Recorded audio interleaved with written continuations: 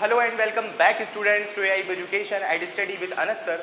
सो आज की इस क्लास में हम स्टार्ट करते हैं अपनी class 12 business study chapter number 5 organizing, जिसके हमने कुछ पार्ट्स पहले से भी कवर कर लिए हैं। अगर आपने वो पार्ट्स नहीं देखे तो इस क्लास की एंड स्क्रीन में वो सारी वीडियोस लगी हुई हैं, अदरवाइज आप प्लेलिस्ट के माध्यम से भी वहाँ जा सकते हैं। प्लेलिस्ट का लिंक डिस्क्रिप्शन बॉक्स में अवेलेबल है। सो आज की इस क्लास में हम कवर करने वाले हैं फंक्शनल स्ट्रक्चर के बारे में, डिविजनल स्ट्रक्चर के बारे में, डेलीगेशन, सेंट्रलाइजेशन, डिसेंट्रलाइजेशन एंड सभी इंपॉर्टेंट टॉपिक्स को कवर करते हैं और फिनिश करते हैं आज अपने इस चैप्टर को। सो स्टार्ट करते हैं क्लास को और समझते हैं सभी इंपॉर्टेंट टॉपिक्स एंड पॉइंट्स को एक brief, best and short explanation के साथ। So let's start. तो चलिए स्टूडेंट शुरू करते हैं क्लास को और समझते हैं सभी इंपॉर्टेंट टॉपिक्स को एक brief, best and short explanation के साथ। तो सबसे पहले हम बात कर लेते हैं ऑर्गेनाइजेशन के स्ट्रक्चर की। तो ऑर्गेनाइजेशन स्ट्रक्चर का आखिर मतलब क्या होता है ये जान लेते हैं। तो it refer to that framework within which all the managerial and non managerial task are perform. तो बेसिकली ऑर्गेनाइजेशन स्ट्रक्चर का मतलब ये होता है कि ऑर्गेनाइजेशन के अंदर जितने भी लोग काम कर रहे हैं, चाहे वो मैनेजर्स की कैटेगरी में आते हैं या नहीं आते, डज नॉट मैटर, बट वो किस बेस पे काम कर रहे हैं, किस चीज़ के लिए काम कर रहे हैं, यही आपका ऑर्गेनाइजेशनल स्ट्रक्चर कहलाता है। ऑर्गेनाइजेशनल स्ट्रक्चर्स के अंदर रूल्स, रेगुलेशन, काम का डिवीजन और काम का बंटवारा, रिपोर्टिंग रिलेशन, सभी चीजें आ जाती हैं। तो ऑर्गेनाइजेशनल स्ट्रक्चर हमारे पास होते थे 4, मगर अब हमें पढ़ने सिर्फ 2। तो दोनों स्ट्रक्चर्स को काफी ब्रीफ में पढ़ लेते हैं, उनके एडवांटेज, उनकी डिसएडवांटेज, सभी चीजों को जानते हुए चलते हैं। बट अभी हम ध्यान दे लेते हैं डेफिनेशंस पे। तो ऑर्गेनाइजेशनल स्ट्रक्चर का मतलब क्या होता है, हमने देख लिया कि एक फ्रेमवर्क है जिसके अंदर मैनेजरियल मेंबर और नॉन मैनेजरियल मेंबर अपना वर्क परफॉर्म कर रहे हैं। अब पहला हमारे पास आता है स्ट्रक्चर फंक्शनल ऑर्गेनाइजेशनल स्ट्रक्चर। तो फंक्शनल ऑर्गेनाइजेशनल स्ट्रक्चर का मतलब क्या होता है ये जान लेते हैं।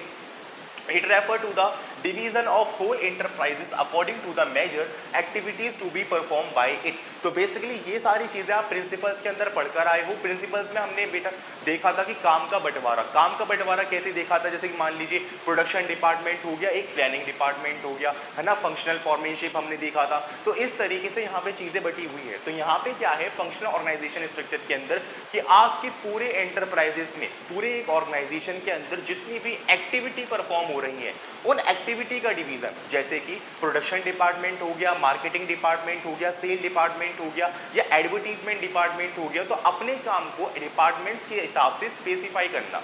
जब हम स्पेसिफाई कर देते हैं तो उसी के हिसाब से हम क्या करते हैं, जॉब लेते हैं, स्टाफिंग परफॉर्म करते हैं और स्टाफिंग के बाद हम उसी के अंदर उसके स्पेशलिस्ट बंदे को ही भेजेंगे जिसके अंदर उस चीज़ की स्किल होगी। जैसे मान लो एक कॉलिंग डिपार्टमेंट है, यानी कि हमने बीपीओ के माध्यम से अपने काम को कॉलिंग डिपार्टमेंट पे कर दिया, यानी एडवर्टीजमेंट डिपार्टमेंट हमने उनको सौंप दिया। तो वहां पे सिर्फ वो उन लोगों को हायर करेगी जिनको बोलने की थोड़ी तमीज होती है, जिनके पास लहजा है, या उनको ट्रेनिंग करके वो चीजें सिखा दी जाती हैं। तो यहाँ पे क्या होता है फंक्शनल ऑर्गेनाइजेशनल स्ट्रक्चर के अंदर कि पूरी होल इंटरप्राइजेस के वर्क को डिवाइड कर दिया जाता है अकॉर्डिंग टू मेजर एक्टिविटी। जैसे मैंने आपको बताया marketing, production, planning and then overall.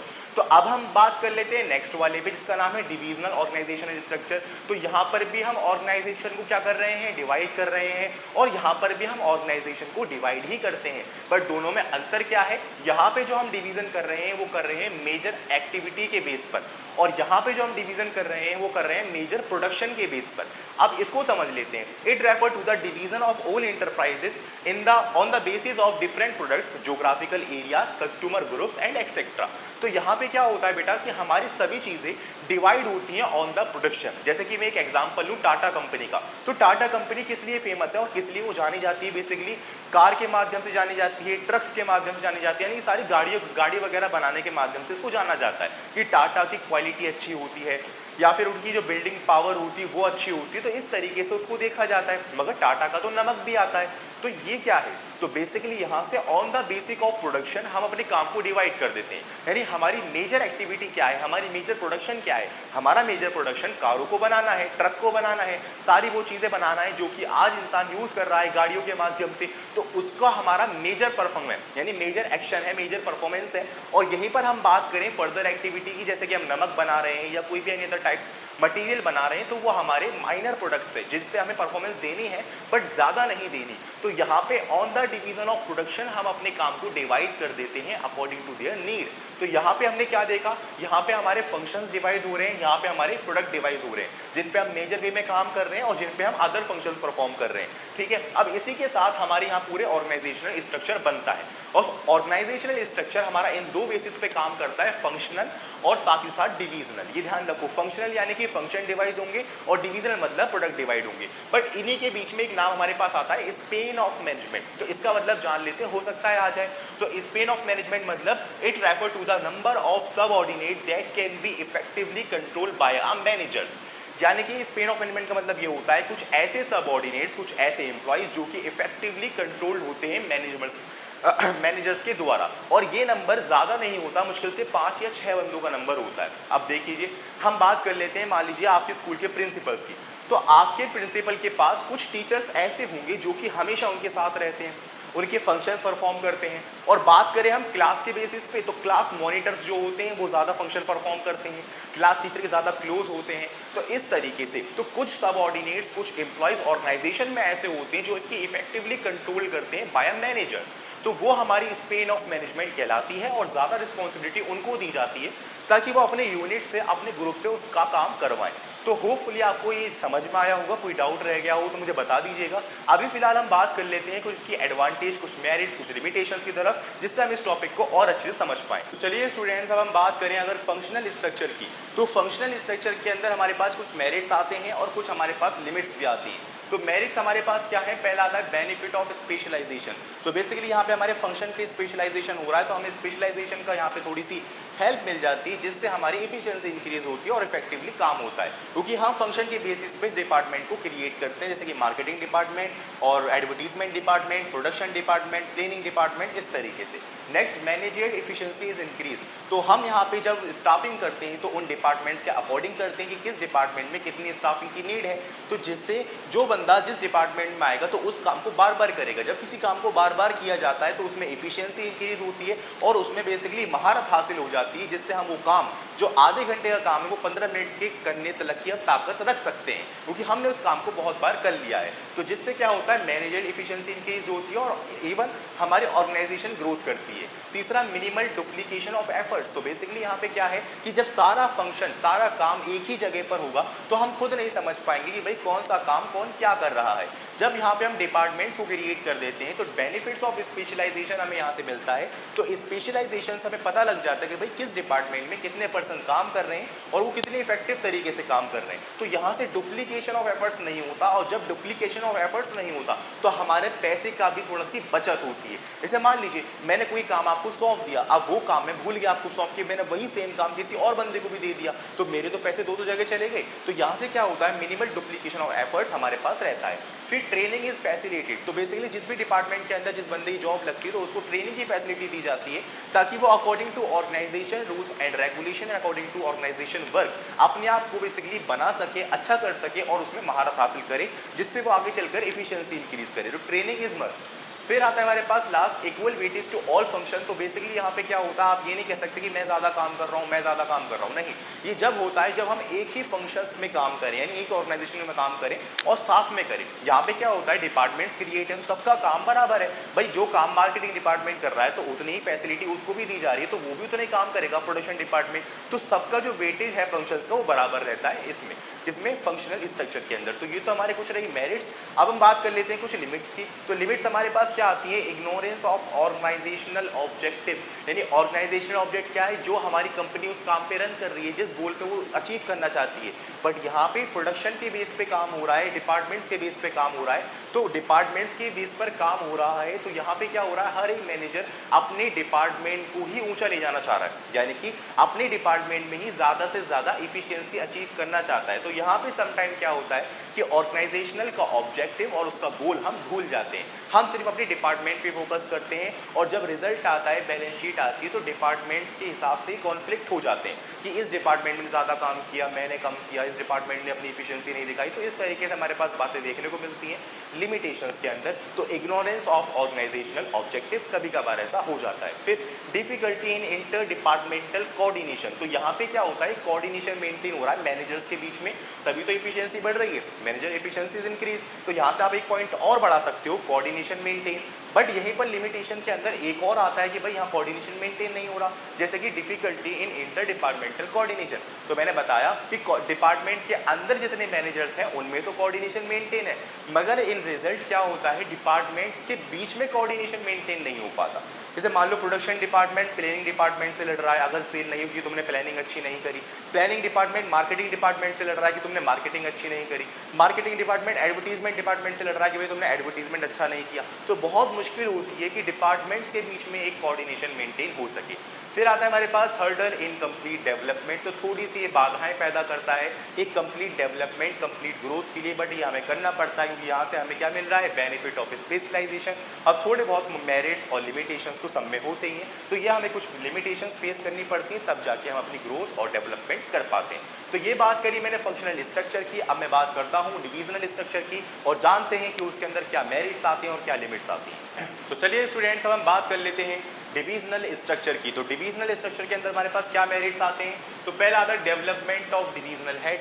Basically वही चीज़ें हैं ना, बेनिफिट ऑफ स्पेशलाइजेशन, यहाँ पे डेवलपमेंट ऑफ डिविजनल हेड्स, यानी हमारे जो मेजर प्रोडक्शंस है उसका हम डिवीजन कर देते हैं, जिससे हमारे पास डेवलपमेंट करने के और ग्रोथ करने के चांस इंक्रीज हो जाते हैं। Divisional result can be assessed. यहाँ पे डिविजनल रिजल्ट क्या होते हैं, बेसिकली मान लो हमारा एक काम है गाड़ियाँ बनाने का, एक काम है हमारे पास क्या बनाने का, नमक वगैरह बनाने का या कोई अदर प्रोडक्ट बनाने का। तो यहाँ पे हम देख पाते हैं कि भाई हम किस में कितना प्रॉफिट अचीव कर रहे हैं, देन उसी के बेस पर हम आगे अपना काम परफॉर्म करते हैं, किसके अंदर हमें कितनी इफिशियंसी आ रही है, कितनी डिफिशियंसी आ रही है, उस हिसाब से अपने कामों को हम देख लेते हैं। तो divisional result can be assessed clearly. तो यहाँ पे क्या है, जैसे मान लो आपने सारे काम एक साथ कर रखे हैं, आप मान लीजिए आपका इंस्टीट्यूट है और आप क्या कर रहे हो, राशन की दुकान भी खोल रखी है आपने, बच्चे ही पढ़ा रहे हो, आप स्कूल भी जा रहे हो, सब काम कर रहे हो। सो बेसिकली जब एक बंदा सारे काम परफॉर्म करता है या फिर कोई एक ऑर्गेनाइजेशन सारे काम परफॉर्म कर रही है, तो वो एक बिजनेस नहीं कहलाता।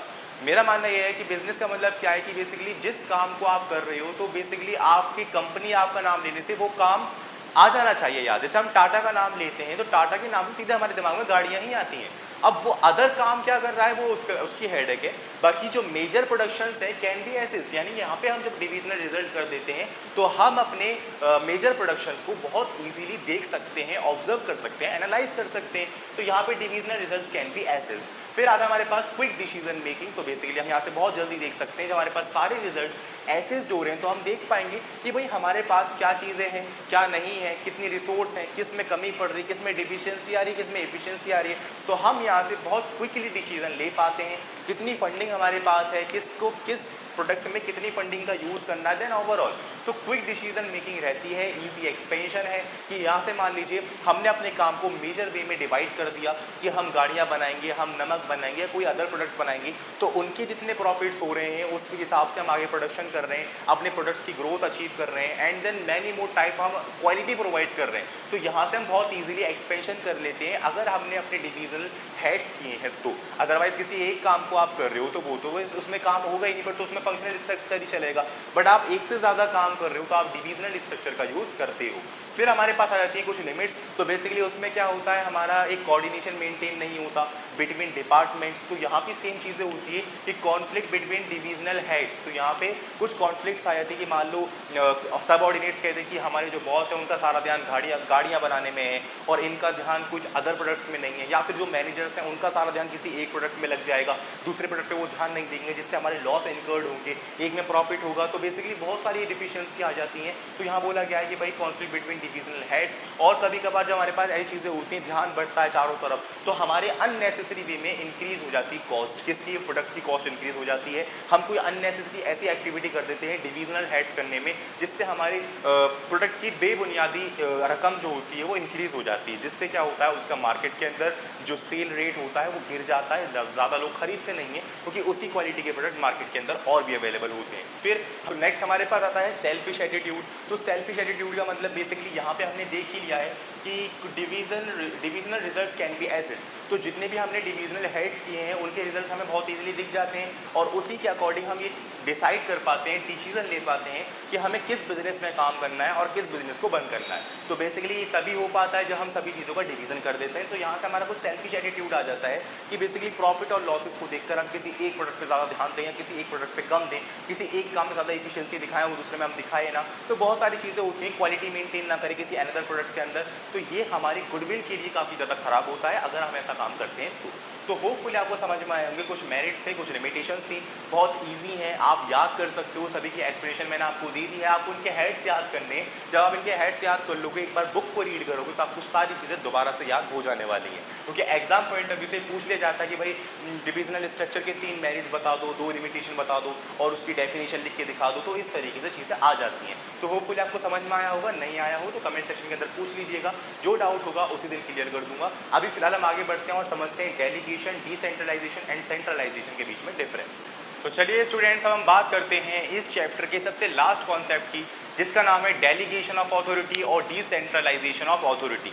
सो बेसिकली हम बात करें पहले डेलीगेशन ऑफ अथॉरिटी का मतलब क्या होता है। तो it refer to the process of interesting responsibility and authority and creating accountability of the person to whom work and responsible has been handed over. तो बेसिकली ये जो दोनों ही अथॉरिटी आप पढ़ने वाले हो, डेलीगेशन और डिसेंट्रलाइजेशन, आप ये समझो कि एक मैनेजर सारे कामों को परफॉर्म नहीं कर सकता, राइट। तो एक मैनेजर सारे कामों को परफॉर्म नहीं कर सकता तो वो कुछ चुनिंदा बंदों को उठाता है और अपनी कुछ अथॉरिटी, रिस्पॉन्सिबिलिटी और अकाउंटेबिलिटी उन्हें प्रोवाइड करता है कि आप मेरे साथ ही काम करवाइए। इस तरीके से फॉर एग्जाम्पल, आपके क्लास में कोई यूनिट टेस्ट हुआ है और जो यूनिट टेस्ट हुआ है, आपके क्लास टीचर के पास बहुत सारे यूनिट टेस्ट हुए हैं। आपके क्लास टीचर अलग अलग सेक्शन में पढ़ाने जाते हैं। तो आपके क्लास टीचर ने आपको बुलाया स्टाफ रूम में और आपसे कहा कि आप मेरे साथ ये जो पेपर दिए बच्चों ने, इनको चेक करवा लीजिए। अब वो बंदा कौन जाएगा? जो पढ़ाई में अच्छा होगा या मॉनिटर होगा। तो बेसिकली क्लास टीचर ने क्या किया, उसको अपनी डेलीगेशन के माध्यम से ऑथोरिटी दी, रिस्पॉन्सिबिलिटी दी और अकाउंटेबिलिटी दी। इसका मतलब ये उसके पास ये ताकत है कि वो गलत आंसर वो गलत कहे, सही को सही कहे। उसके पास ये रिस्पॉन्सिबिलिटी है कि बेसिकली वो बच्चों को पास करे या फेल करे। और अकाउंटेबिलिटी का मतलब ये है कि जो उस क्लास का जिम्मा उसको दिया जाएगा वो उसका रिजल्ट और आउटकम दिखाएगा कि कितने बच्चे फेल हुए और कितने बच्चे पास हुए। तो यहाँ से हमने क्या देखा, डेलीगेशन ऑफ अथॉरिटी में जब कोई बंदा कोई काम नहीं कर पाता, लाइक मैनेजर कोई काम नहीं कर पाते, तो वो अपना थोड़ा काम डिवाइड कर देते हैं कुछ स्पेशल सबऑर्डिनेट्स को, उसको हम डेलीगेशन ऑफ अथॉरिटी बोलते हैं। अब उसको क्या क्या 3 एलिमेंट्स पूछे जाएंगे। 3 एलिमेंट्स क्या है? ऑथोरिटी, रिस्पॉन्सिबिलिटी और अकाउंटेबिलिटी, ध्यान रखिएगा। नेक्स्ट हमारे पास आ जाती है इसकी कुछ इंपॉर्टेंस, तो इंपॉर्टेंस को फोकस कर लेते हैं। तो importance of delegation of authority, इसका मतलब इफेक्टिव मैनेजमेंट। जो काम एक क्लास टीचर परफॉर्म कर रहे थे, एक मैनेजर परफॉर्म कर रहे थे, अब वो काम थोड़ा डिवाइड कर दिया। अब जो क्लास टीचर जिस सही आंसर को भी गलत करते, अब वो गलत नहीं करेंगे क्योंकि उनके ऊपर उतना प्रेशर नहीं है काम का जितना होना चाहिए था। तो यहाँ पे काम का डिवीजन करने के बाद हमारी मैनेजमेंट इफेक्टिव रूप में काम करती है।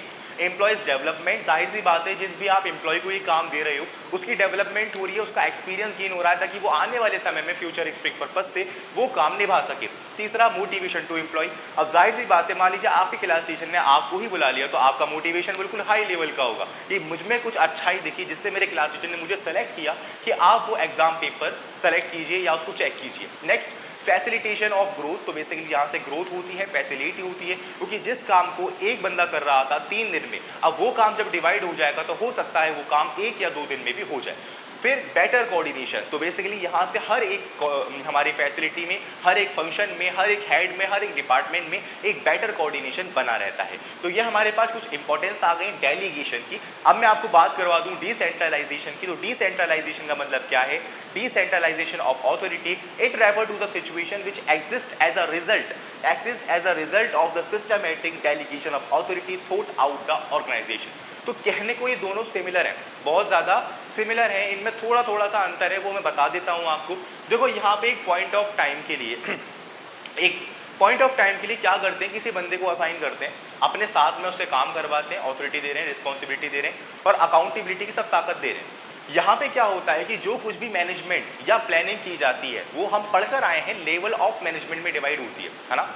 टॉप लेवल मैनेजमेंट किस पे रिस्पॉन्सिबल है कि सारी प्लानिंग करने पे, वो प्लानिंग मिडिल लेवल को भेज देता है, मिडिल लेवल फिर थर्ड लेवल को और थर्ड लेवल के बाद ऑपरेशनल लेवल पे, जहाँ पे असली वर्कर काम करते हैं और उनकी वजह से सारा ऑर्गेनाइजेशन का स्ट्रक्चर चलता है। सही बात है। तो यहाँ पे क्या है बेटा कि जो सारी हमारे पास प्लानिंग होती हैं, कुछ चीज़ें होती हैं, वो सिस्टमेटिक वे में सेंट्रलाइज्ड होती हैं। क्या होती हैं? सेंट्रलाइज्ड होती है। यानी सेंट्रलाइजेशन के बेस पर जितनी प्लानिंग, स्ट्रेटेजी, जो कुछ भी आपने डिजाइन किया, अपने स्टैंडर्ड्स, वो सब एक सेंट्रल वे में रहेंगे, सिर्फ टॉप लेवल मैनेजमेंट को पता होगा। और बाकी की जो लेवल्स ऑफ मैनेजमेंट है, आप उनको सिर्फ उनका काम बता दोगे कि आपको ये टास्क पूरा करना है, ये ऑर्डर कंप्लीट करना है, ये आपका काम है, राइट।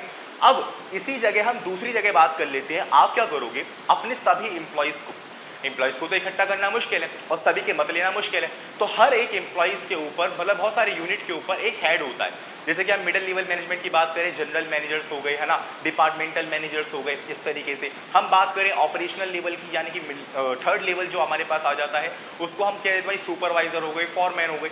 तो जितने भी हमारे पास लेवल ऑफ मैनेजमेंट है, उनके अंदर मैनेजर्स काम कर रहे हैं, उनको अपनी मीटिंग्स में अपने इनोवेटिव आइडियाज़ के अंदर इंक्लूड करना, जिससे आपका आइडिया, आपकी प्लानिंग, आपकी स्ट्रेटेजी, स्टैंडर्ड सब कुछ एक तरह से डिसेंट्रल हो जाएंगे सभी के बीच में। अब इससे फ़ायदा क्या है सर? इससे फ़ायदा ये है कि जो हमारा प्रेशर है टॉप लेवल मैनेजमेंट पे, कि वो रेगुलेट करता है कि पूरी ऑर्गेनाइजेशन उस पर काम कर भी रही है या नहीं कर रही। भाई जो आपने किसी को काम दिया, वो तो उस काम के लिए रिस्पॉन्सिबल है ना, बट आपका काम ये सभी के ऊपर एक तरह से कंट्रोल रखना। अब यही चीज़ आप डिवाइड कर दोगे, यही चीज़ आप सभी मैनेज में डिवाइड कर दोगे कि भाई आपकी रिस्पॉन्सिबिलिटी है, हमारे ये स्टैंडर्ड्स है, हमारी ये प्लानिंग, ये स्ट्रैटेजी, आपको इस बेस पे काम करना, यानी उनको इंक्लूड करना, अपने मीटिंग्स के अंदर इंक्लूड करना हाई लेवल और लो लेवल और मिड लेवल मैनेजर्स को, करेक्ट। तो ये हमारा डिसेंट्रलाइजेशन का प्रोसेस कहलाता है। और जब हम इंक्लूड नहीं करते तो वो सेंट्रलाइजेशन का मतलब होता है दोनों इंपॉर्टेंट। सेंट्रलाइजेशन किसी किसी जगह पे यूज़ किया जाता है और डिसेंट्रलाइजेशन भी जगह पर यूज़ किया जाता है। जहाँ पे सेंट्रल की नीड होती है वह चीज़ें सेंट्रल रखी जाती हैं, जहाँ डिसेंट्रल की नीड होती है वहाँ डिसेंट्रल रखी जाती हैं।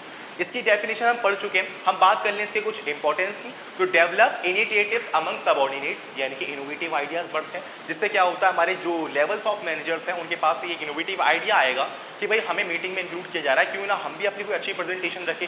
इससे फ़ायदा क्या होगा? इससे फ़ायदा कंपनी का होगा, ऑर्गेनाइजेशन का होगा, उनकी सेल बढ़ेगी, मार्केटिंग बढ़ेगी, right. Next, develop managerial talent for the future. आने वाले समय में आपकी जगह पर भी वो काम कर सकते हैं, आपकी एब्सेंस में भी। फिर क्विक डिसीजन मेकिंग, तो बेसिकली आप थोड़ी बहुत ताकत देते हो उनको, अपनी सब चीज़ों में इंक्लूड करते हो, तो उनके पास बहुत जल्दी क्विक डिसीजन मेकिंग होता है। इसका मतलब क्या है सर? यानी कि ऑर्गेनाइजेशन के अंदर स्केलर चैन फॉलो किया जाता है। अगर आपको ए से लेकर बी से बात करनी है तो आपको पूरी स्केलर चैन फॉलो करनी पड़ेगी, राइट। और एक होता है गैंग प्लैंक। तो ये सारा जो प्रोसेस होता है ये एक तरह से बहुत डिले करता है फंक्शन को। अगर आप किसी चीज़ की ताकत या किसी चीज़ का एक ऑर्डर लेना चाहते हो तो वो अगर स्केलर चैन आप फॉलो करोगे तो बहुत टाइम लगेगा। तो अगर हम डिसेंट्रलाइजेशन कर देते हैं अपनी ऑर्गेनाइजेशन में तो हमारे सारे डिसीजन एक क्विक वे में होते हैं। रिलीफ टू टॉप मैनेजमेंट, जैसे मैंने बताया थोड़ा आराम मिल जाता है टॉप मैनेजमेंट को। और facilitation of growth and better control. तो यहाँ से हमने क्या किया, अपना कंट्रोलिंग का फंक्शन भी डिवाइड कर रहे हैं, जाहिर सी बात है मीटिंग में इंक्लूड कर रहे हैं, तो बेटर कंट्रोल होता है, बेटर कोऑर्डिनेशन होता है, और इवन आपकी ऑर्गेनाइजेशन अपने गोल अचीव करती है, स्टैंडर्ड अचीव करती है और ग्रोथ करती है। तो इस तरीके से हमारे टॉपिक थे डेलीगेशन का और डेवलपमेंट का, और सॉरी डिसेंट्रलाइजेशन का और सेंट्रलाइजेशन का। सो होपफुली आपको समझ में आए होंगे, सारे डाउट आपके क्लियर हुए होंगे, कोई डाउट नहीं बचा होगा मैं ये मानता हूँ। बट फिर भी किसी भी टॉपिक या छोटे से पॉइंट में भी कोई डाउट हो तो आप मुझे ज़रूर बताइएगा। मैं उस डाउट को कंप्लीट करने की, पूरा करने की उसी दिन पूरी कोशिश करूँगा। सो मिलते हैं नेक्स्ट क्लास के अंदर एक नेक्स्ट चैप्टर के साथ, एक brief, best and short explanation के साथ। Thank you.